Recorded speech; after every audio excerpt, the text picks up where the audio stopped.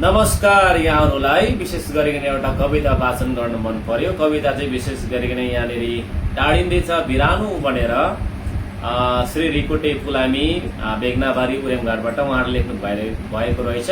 केही पंक्तिमा पढेर सुनाइदिनु मन पर्यो। यो विशेष गरिकन साहित्य प्रवाह हाम्रो माझमा उपस्थित होइन आइसकेको छ। असम नेपाली साहित्य सभा गोलाघाट जिल्ला समितिद्वारा साहित्य प्रवाह भन्ने अर्धवार्षिक बुलेटिन भनेर त्यहाँनिर लेखिएको छ।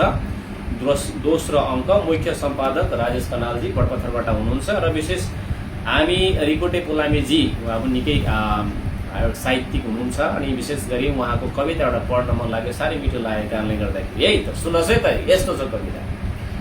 मानवको अन्तर सिउने दर्भिलो मायाको धागो स्वार्थ रत पदार्थले आज मकाउनु थालेछ। दुईटा हृदय सुस्तरी सुस्तरी टाढिँदैछ बिरानो बनेर